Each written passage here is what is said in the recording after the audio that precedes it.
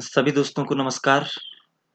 आज के इस वीडियो में मैं आप लोगों के सामने खिलजी वंश की जानकारी लेकर आया हूं।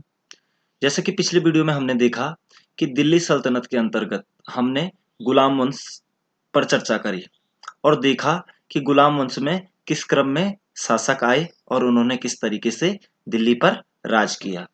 तो जैसा कि हमें जानकारी प्राप्त हुई गुलाम वंश से कि जो दिल्ली का जो अंतिम जो शासक था वो शमसुद्दीन कैमुर्स था। दिल्ली सल्तनत के अंतर्गत गुलाम वंश के अंतर्गत जो अंतिम शासक था उसका नाम था शमसुद्दीन कैमुर्स। ठीक है ना। जब बलबन की मृत्यु होती है 1286 ईस्वी में, तो उसके बाद उसके पौत्र जो कि 17-18 साल का होता है उसका नाम होता है कैकुबाद। कैकुबाद क्या करता है, कैकुबाद गद्दी पर बैठता है। ठीक है ना। और क्या होता है कि वो जलालुद्दीन खिलजी, जो कि अभी खिलजी वंश की स्थापना करेगा, वो जलालुद्दीन खिलजी को क्या करता है, आमंत्रित करता है और उसे अपना प्रमुख सेनापति बनाता है। ठीक है ना। तो सेनापति बनाता है। उसके बाद जब 17-18 साल की उम्र ही होती है उसकी लगभग कैकुबाद की, तो तब उसे लकवा रोग हो जाता है, जिस कारण कहा जाता है कि खिलजी उसकी क्या कर देता है, हत्या कर देता है। और साथ ही उसके 3 साल के बच्चे जो शमसुद्दीन कैमुर्स है उसको राजगद्दी पर बिठा करके कुछ टाइम बाद उसकी आंखें भी फोड़ देता है और स्वयं दिल्ली में दूसरा नए वंश की स्थापना करता है, जिसका नाम ही क्या पड़ा, खिलजी वंश, अपने नाम से जलालुद्दीन खिलजी। तो इसी पर आज हम चर्चा करेंगे। परीक्षा की दृष्टि से ये बहुत ज्यादा इंपॉर्टेंट वंश है। इसमें अलाउद्दीन खिलजी के बारे में पढ़ा जाएगा, उसकी बाजार नियंत्रण प्रणाली और उसके प्रशासनिक ढांचे को भी देखा जाएगा। तो आप लोगों से अनुरोध है कि आप कॉपी और पेन लेकर के बैठ जाइएगा और जो चीज आपको इम्पोर्टेंट मैं आपको बता दूंगा कि यहाँ पर इम्पोर्टेंट चीज आ रही है तो उसे आप लोग नोट भी करते रहेंगे। तो खिलजी वंश, इससे पहले हमने गुलाम वंश देखा था। गुलाम वंश चला था आपका 1206 से 1290 ईस्वी तक। अब दूसरा जो राजवंश है दिल्ली सल्तनत के अंतर्गत उसका नाम है खिलजी वंश। तो खिलजी वंश आपका चला 1290 से 1320 ईस्वी तक और इसका समय काल रहा लगभग 30 साल का। और दिल्ली सल्तनत के अंतर्गत एक प्रश्न ये भी उठ जाता है कि सबसे कम समय तक शासनकाल किस वंश का रहा, तो वो यही वंश था, खिलजी वंश, जिसका लगभग 30 साल रहा। तो देखते हैं इसमें आगे। जलालुद्दीन फिरोज खिलजी, जैसा कि अभी मैंने इसके बारे में थोड़ा बहुत चर्चा कर ली कि वो किस प्रकार से दिल्ली की गद्दी पर बैठा। जलालुद्दीन फिरोज खिलजी 1290 ईस्वी में दिल्ली का सुल्तान बना। सुल्तान बनने से पहले वह बुलंदशहर का इक़्तिदार था। देखिए, बुलंदशहर का इक़्तिदार था, इसे बुलाया गया दिल्ली कैकुबाद के द्वारा और अपना सेनापति बनाया गया। इसने कैकुबाद की मृत्यु कर दी। उसके बाद कैकुबाद के पुत्र को शमसुद्दीन कैमुर्स को राजगद्दी मिली, उसकी भी हत्या कर दी इसने। और उसके बाद इसने एक नया वंश की स्थापना करी, खिलजी वंश। आपको बता दूं, कैकुबाद ने एक किला बनाया था दिल्ली में, जिसे किलोखरी का किला कहा जाता है। बहुत ज्यादा इंपॉर्टेंट प्रश्न है कि किलोखरी का किला कहाँ पर है, दिल्ली में है। किसने बनाया था? गुलाम वंश के शासक कैकुबाद ने बनाया था। उसी किले में इसने 1290 ईस्वी में अपना राज्याभिषेक किया।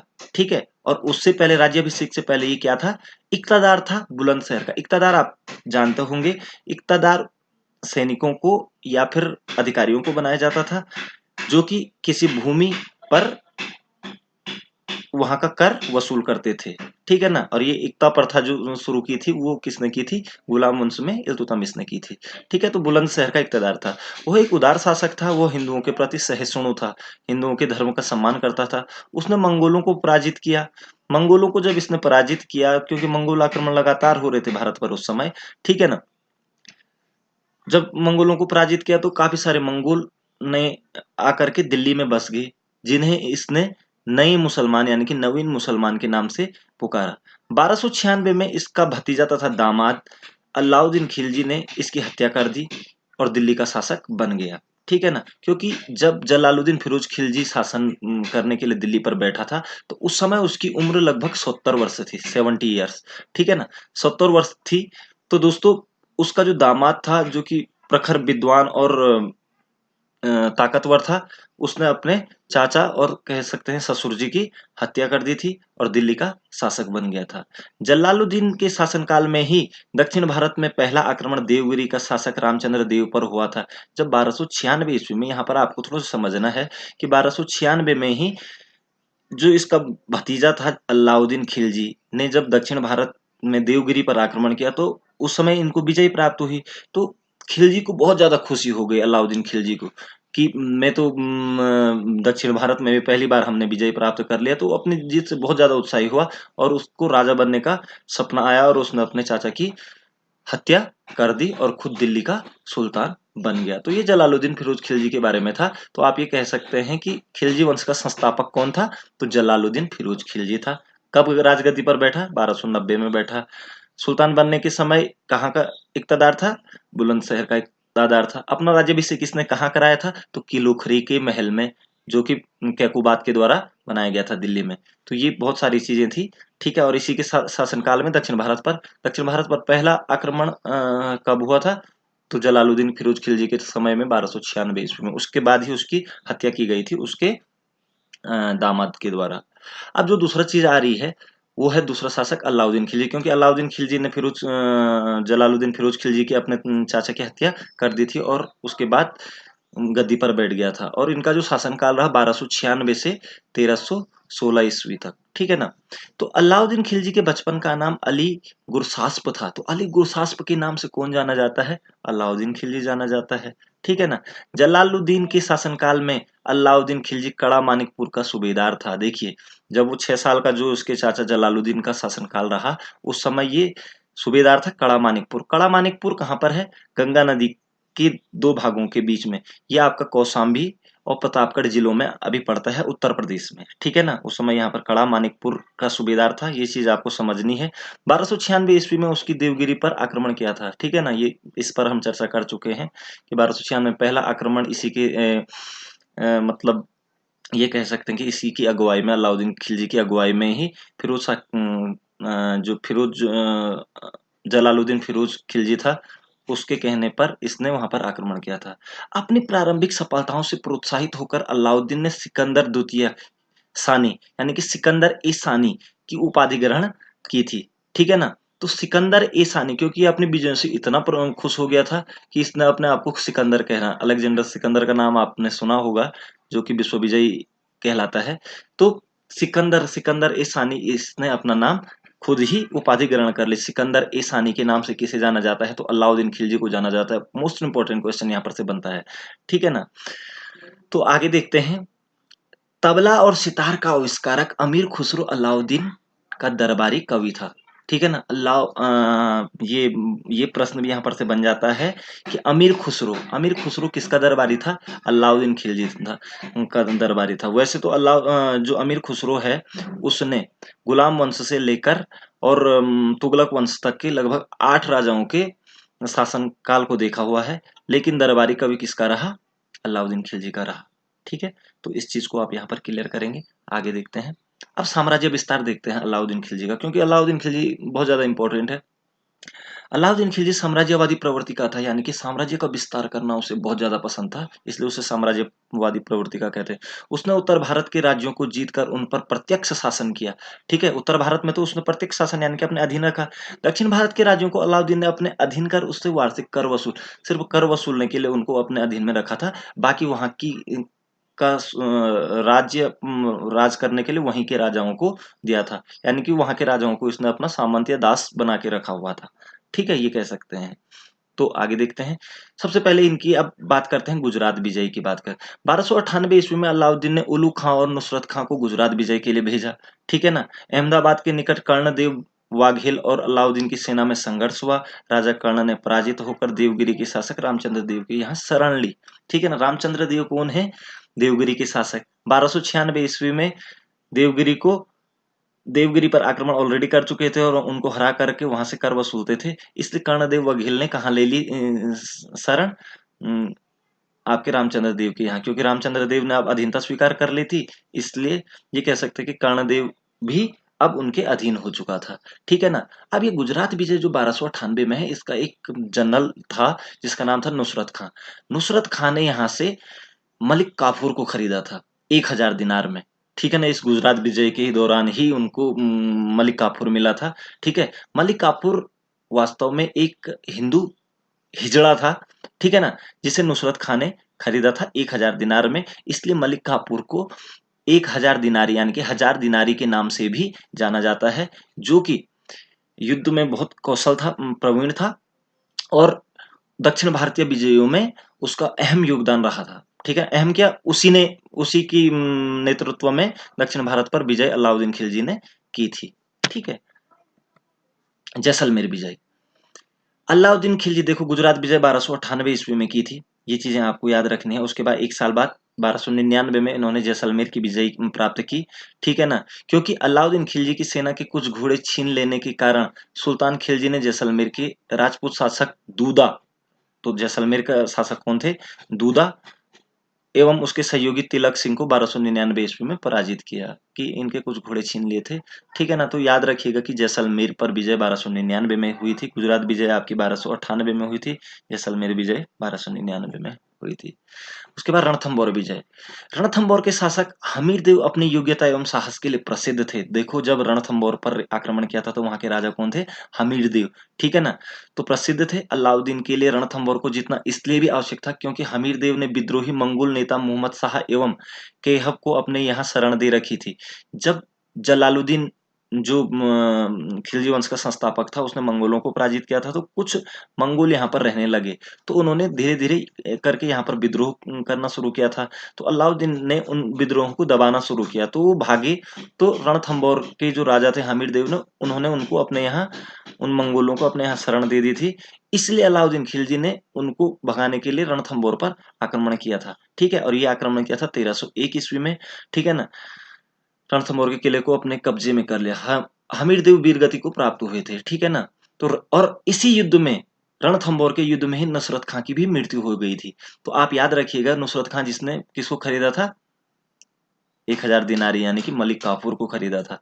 ठीक है ना, तो नुसरत खां की मृत्यु किस युद्ध में हो गई थी, रणथंभौर विजय में। पहले विजय प्राप्त हुई थी, लेकिन साथ ही साथ नुसरत खां की भी मृत्यु हो गई थी। अगला देखिए, चित्तौड़ आक्रमण एवं मेवाड़ विजय। बहुत ज्यादा इंपॉर्टेंट है और इंटरेस्टिंग भी है। इसके ऊपर तो काफी सारी पिक्चर ने, पद्मावत पिक्चर भी अभी कुछ टाइम पहले बनी थी, जो कि विवादों में भी रही थी, और विवादास्पद ही इसकी कहानी भी है। ठीक है, मेवाड़ के शासक राणा रतन सिंह थे। राणा रतन सिंह मेवाड़ के शासक थे, जिनकी राजधानी चित्तौड़ थी। ठीक है ना, तो मेवाड़ की राजधानी कहाँ थी, चित्तौड़। चित्तौड़ का किला सामरिक दृष्टिकोण से बहुत सुरक्षित स्थान पर बना हुआ था, यानी कि जो इधर उधर के जो आक्रमण होने से बचा जा सकता था यहाँ पर, इसलिए यह किला अलाउद्दीन की निगाहों में चढ़ा हुआ था। ठीक है, पद्मावत की कथा। पद्मावत आपको पता होना चाहिए, मलिक मोहम्मद जायसी का एक ग्रंथ है पद्मावत। ठीक है ना, उनकी पुस्तक के आधार पर चित्तौड़ पर आक्रमण का कारण रानी पद्मिनी के अनुपम सौंदर्य के प्रति उसके आकर्षण को ठहरा है। कि कहा जाता है कि जो रानी पद्मिनी थी, रतन सिंह की पत्नी, उनकी जो सुंदरता थी, उनकी सुंदरता के कायल थे अलाउद्दीन खिलजी। ठीक है ना, तो उसी की वजह से उसको प्राप्त करने के लिए, पद्मिनी को प्राप्त करने के लिए, इन्होंने 28 जनवरी 1303 को सुल्तान चित्तौड़ के किले पर अधिकार करने में सफल हुआ। 1303 में चित्तौड़ का किला, ठीक है ना, तो विजय भी प्राप्त करे। रतन सिंह शहीद हुए और उनकी पत्नी रानी पद्मिनी ने अन्य स्त्रियों के साथ जौहर कर लिया। जौहर का मतलब होता है आग में कूद करके जान दे देना, तो कहा जाता है कि जौहर कर लिया था। ठीक है, अधिकतर इतिहासकार पद्मिनी को काल्पनिक पात्र मानते हैं, तो काल्पनिक पात्र भी माना जाता है। इतिहासकार बोलते हैं कि पद्मिनी नाम की कोई चीज नहीं थी।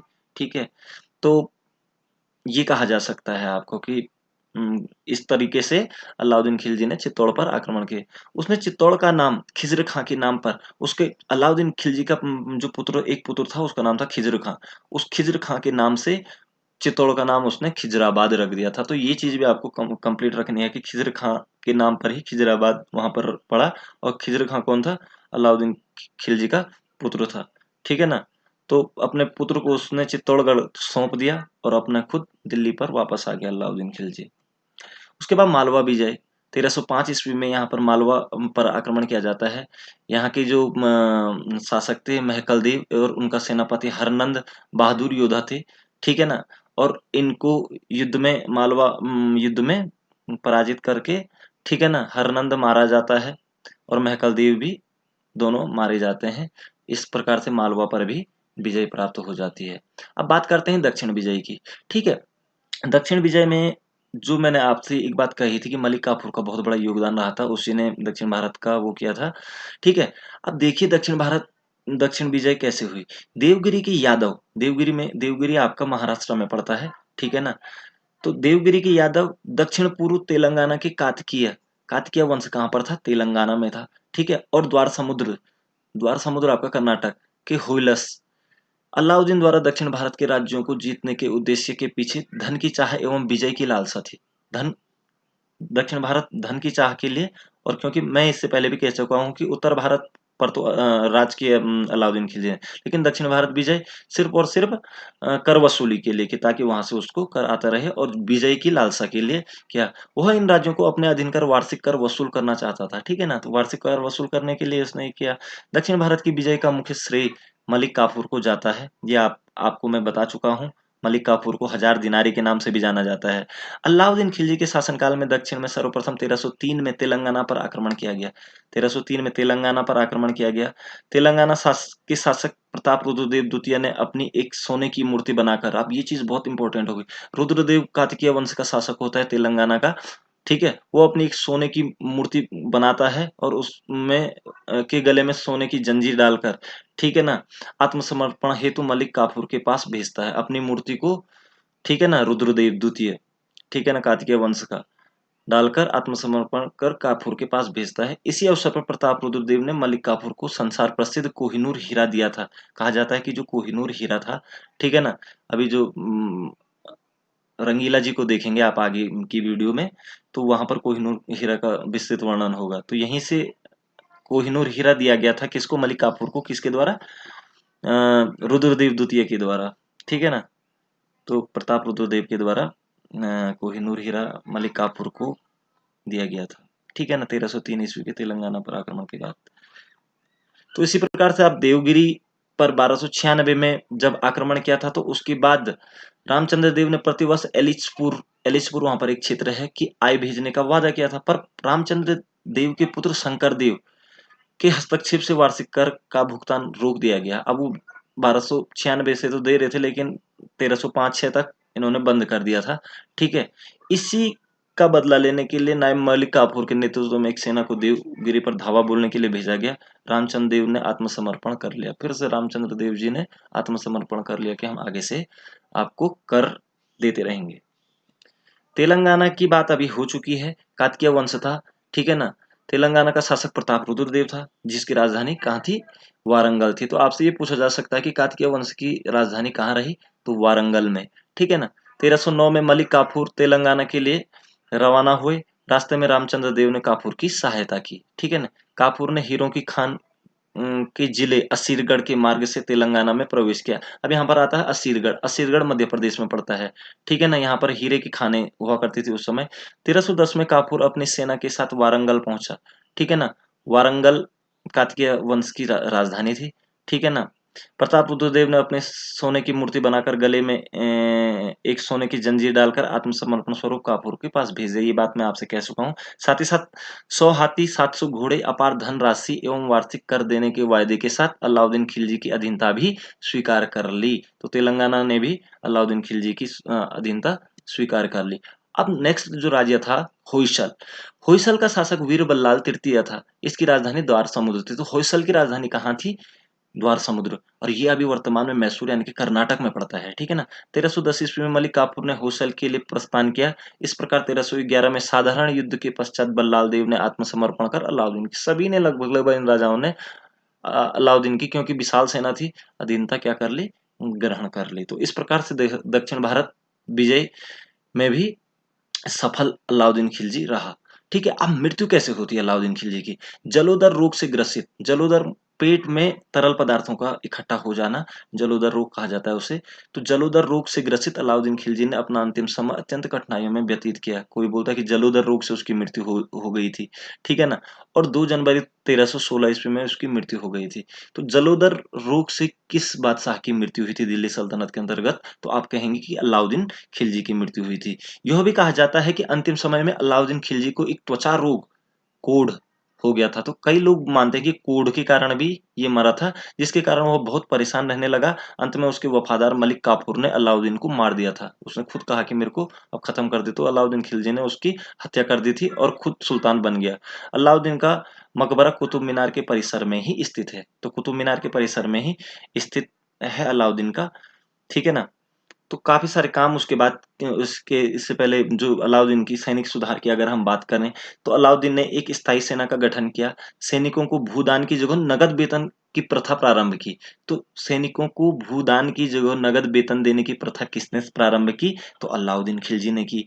इसने दाग एवं हुलिया की प्रथा, दागने, घोड़ों को दागने और हुलिया की प्रथा का प्रारंभ किसने किया? बहुत ज्यादा इंपॉर्टेंट है, अलाउद्दीन खिलजी ने किया। इसमें क्या होता था, इसके अंतर्गत राज्य द्वारा सेना के घोड़ों पर मोहर का निशान लगा दिया जाता था, मोहर लगा दी जाती थी, ठीक है, ताकि सैनिकों द्वारा उसके बदले कमजोर घोड़ा न लाया जाए। क्योंकि ऐसा भी होता था उस समय कि सैनिक क्या करते थे कि तगड़े घोड़े को ले जाते थे, बेच देते थे और उसकी जगह अपनी कमाई के लिए। इसके साथ ही साथ सैनिकों का हुलिया लिख लिया जाता था कि किस किस प्रकार का हुलिया है। तो घोड़ों को दागने की और हुलिया की प्रथा का आरंभ किसने किया था? तो अलाउद्दीन खिलजी ने किया था। मोस्ट इंपोर्टेंट क्वेश्चन है, ठीक है ना। यस, और भूदान की जगह नगद वेतन देने की प्रथा भी प्रारंभ की थी। उसके बाद जो सबसे इंपॉर्टेंट बात आती है, बाजार नियंत्रण। बाजार पर बहुत अच्छा नियंत्रण अलाउद्दीन खिलजी की मानी जाती है और ये विश्व प्रसिद्ध भी है, ठीक है ना। अलाउद्दीन के आर्थिक सुधारों में सबसे महत्वपूर्ण सुधार उसकी मूल्य निर्धारण पद्धति। उसकी मूल्य निर्धारण पद्धति एक जैसी थी, ये नहीं था कि कोई भ्रष्टाचार कर ले, कोई ज्यादा कम वाला सीन नहीं था, ठीक है ना। तो मूल्य निर्धारण पद्धति उसकी बहुत अच्छी थी। इसकी जानकारी बर्नी की रचना तारीख फिरोज शाही, बर्नी ने एक पुस्तक लिखी है तारीख फिरोज शाही, तथा फतवा ए जहांदारी, ये दो पुस्तकें हैं। और अमीर खुसरो की रचना आजाइनुल फुतुहु, ठीक है, इसमें भी इसकी मतलब बाजार नियंत्रण प्रणाली की बात मिलती है, ठीक है ना। अलाउद्दीन ने अपने प्रशासनिक कार्यों के संचालन के लिए 4 प्रमुख विभागों का गठन किया। अब क्या-क्या जो उसके प्रशासनिक कार्य थे, उनमें 4 प्रमुख विभाग थे। सबसे पहला था दीवान-ए-विजारत। तो ये प्रश्न भी यहाँ पर से बहुत बार बनता है। दीवान-ए-विजारत वित्त विभाग को कहा जाता था, ठीक है ना, जहाँ से पैसों का लेन-देन होता था और ये वजीर के अधीन होता था, ठीक है ना। तो दीवान-ए-विजारत किस विभाग के नाम से जाना जाता था? तो वित्त विभाग। यानी कि ये प्रश्न इस तरीके से आ जा सकता है कि अलाउद्दीन खिलजी वंश के समय वित्त विभाग को किस नाम से जाना जाता था? प्रश्न इस तरीके से आता है तो आप बोलेंगे दीवाने बिजारत। दूसरा जो था सैन्य विभाग, और उसको किस नाम से जाना जाता था? दीवाने ए आरिज। सैन्य विभाग यानी कि जहां पर सैनिकों को भर्ती कराना, वेतन बांटना, इस तरीके की बातें होती थी, तो दीवाने आरिज। तो दीवाने आरिज कौन सा विभाग था? तो सैन्य विभाग था। दीवाने विजारत कौन सा विभाग था? वित्त विभाग था। उसके बाद दीवाने इंसा। दीवाने इंसा पत्रों का प्रारूप तैयार, या फिर आप कह सकते हैं कि पत्राचार विभाग भी दीवाने इंसा था। और उसके बाद दीवाने ए रसातल, ये विदेश विभाग था। विदेश दीवान ए रसातल, इसमें विदेश नीति को और कूटनीति के लिए पत्र व्यवहार भेजे जाते थे, और जो सीधा सुल्तान के अधीन होता था। तो दीवाने रसातल विदेश विभाग, दीवाने इंसा पत्राचार विभाग, दीवाने आरिज सैन्य विभाग, दीवाने विजारत वित्त विभाग। इस तरीके से आपको यहाँ पर याद रखना है। आप चाहो तो शॉर्ट स्क्रीन ले सकते हो इस पेज का, ताकि आप लोगों को पढ़ने में आसानी मिल सके। उसके बाद न्याय व्यवस्था। बलबन की तरह ही न्याय व्यवस्था के समान कठोर थे आपके अलाउद्दीन खिलजी, क्योंकि रक्त और लौह की नीति अपनाई थी बलबन ने। तो सेम वही, अपने विरोधियों को पनपने ही नहीं देना है, ठीक है ना। तो ये इस प्रकार की न्याय व्यवस्था थी। पुलिस व गुप्तचर व्यवस्था में सुधार हेतु अलाउद्दीन ने दीवान ए रियासत। अब दीवान ए रियासत जो थी, पूर्ण रूप से बाजार व्यवस्था व व्यापारियों पर नियंत्रण के लिए थे दीवान ए रियासत। ये पुलिस विभाग के अंतर्गत आता था, पुलिस विभाग और गुप्तचर विभाग, ठीक है। सहना ए मंडी, ये एक प्रकार की मंडी थी जिसमें एक दंडाधिकारी बैठते थे, ठीक है ना। मुहत्सिव नामक नवीन पदों का सृजन किया था, ठीक है ना। तो पुलिस विभाग के अंतर्गत कौन कौन से मंत्रालय थे? दीवाने रियासत, सहनाए मंडी और मुहत्सिव, ठीक है ना। तो ये 3 पद यहाँ पर थे। उसके बाद भू राजस्व की अगर बात करें तो एक बहुत ज्यादा इंपॉर्टेंट यहाँ पर आती है। अलाउद्दीन प्रथम सुल्तान था जिसने भूमि की पैमाइश के आधार पर सर्वप्रथम भूमि पर कर लगाया। ठीक है ना। भूमि की पैमाइश, पैमाने के आधार पर कि कितनी किसके पास है, उसके आधार पर क्या लगाया था, राजस्व कर लगाया था। ठीक है ना, ठीक है ना।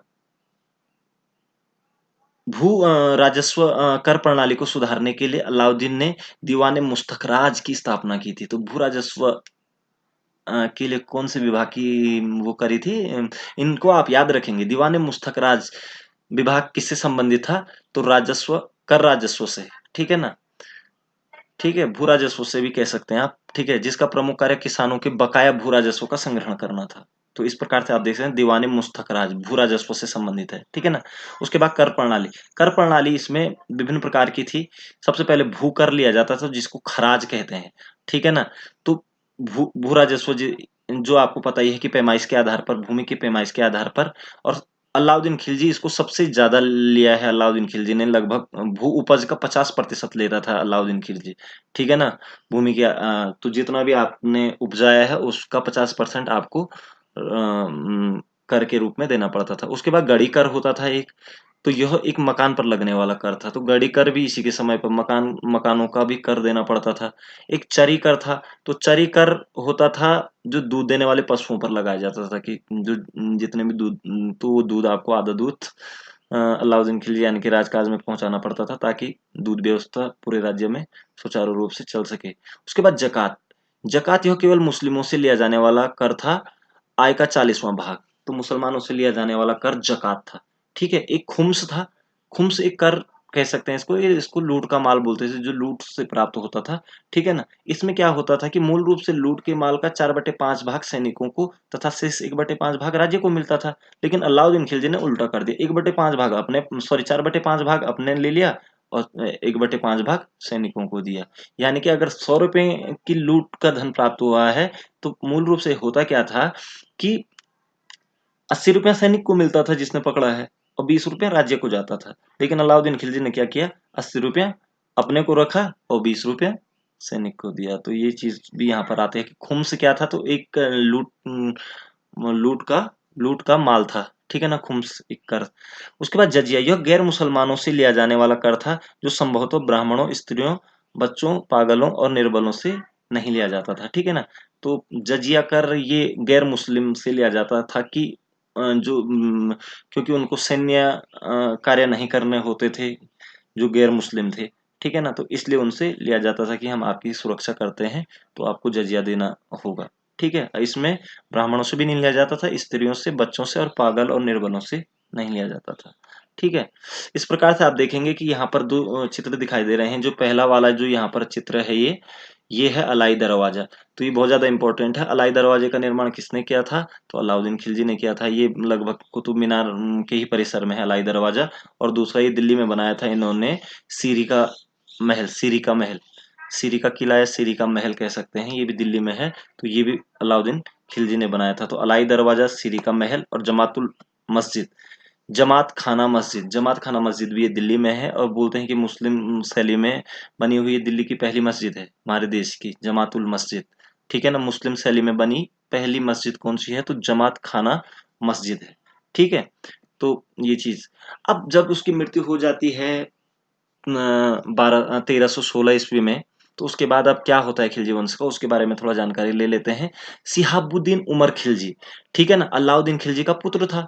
मलिक काफूर के कहने पर अलाउद्दीन ने अपने पुत्र खिजर खां को उत्तराधिकारी न बना करके 5-6 वर्षीय पुत्र सिहाबुद्दीन उमर को उत्तराधिकारी नियुक्त कर दिया था, अपनी मृत्यु से पहले ही। क्योंकि उसका एक पुत्र खिजर खां भी था, खिजर खां को उत्तराधिकारी नहीं बनाया, लेकिन किसको बना दिया, सिहाबुद्दीन उमर खिलजी को। ठीक है। और जो कि 5-6 साल का था। ठीक है। जब किसकी मृत्यु हो जाती है, अलाउद्दीन खिलजी की मृत्यु हो जाती है, तो मलिक काफूर सिहाबुद्दीन उमर खिलजी को गद्दी पर बैठा करके राजकाज अपने हाथों में ले लेता है। ठीक है। और कहा जाता है कि कुछ टाइम बाद उसे मार करके, ठीक है, अपने को राजा बन जाता है। लेकिन सिर्फ 35 ही दिन हुए होते हैं कि अलाउद्दीन खिलजी का तीसरा पुत्र मुबारक खिलजी होता है जो, ठीक है ना, वो क्या कर देता है, काफूर की हत्या कर देता है। तो इसलिए कहा जाता है कि काफूर भी दिल्ली सल्तनत में ज्यादा दिन तक शासन नहीं कर पाया। ठीक है। तो जो तीसरा पुत्र था मुबारक खिलजी, ठीक है, तो मुबारक खिलजी कि सुल्तान अलाउद्दीन खिलजी का तृतीय पुत्र था। अलाउद्दीन के प्रभावशाली व्यक्तित्व में से एक मलिक काफूर उसका संरक्षक था। कुछ समय बाद मलिक काफूर स्वयं सुल्तान बनने का सपना देखने लगा और उसने षड्यंत्र रचकर मुबारक खिलजी की हत्या करने की योजना बनाई, ठीक है ना। किंतु मलिक काफूर के षड्यंत्रों से बच निकलने के बाद मुबारक खिलजी ने 4 वर्ष तक सफलतापूर्वक राज किया, ठीक है। क्योंकि कहा जाता है कि खिलजी की जो मलिक काफूर है उनकी हत्या यही करता है मुबारक खिलजी, ठीक है। 4 वर्ष तक सफलता। इसके शासनकाल में राज्य में प्रायः शांति व्यवस्था रही, ठीक है। तो ये कह सकते हैं हम कि इस तरीके से मुबारक खिलजी को कई लोग इतिहासकार अंतिम शासक मानते हैं, ठीक है ना।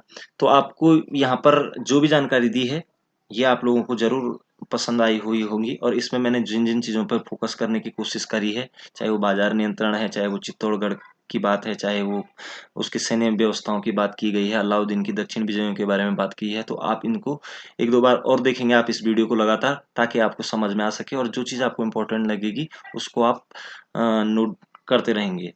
तो इसी आशा के साथ आपको ये वीडियो पसंद आई होगी। अगर आपने अभी तक चैनल सब्सक्राइब नहीं किया है दोस्तों तो प्लीज़ कर लीजिए, ताकि मुझे और मतलब एक एनर्जी मिल सके कि मैं आप लोगों के सामने इसी तरीके से वीडियोस लेकर के आता रहूं, ठीक है। तो बहुत बहुत धन्यवाद। आपका दिन शुभ हो, आपका समय शुभ हो। Thank you. Have a nice day.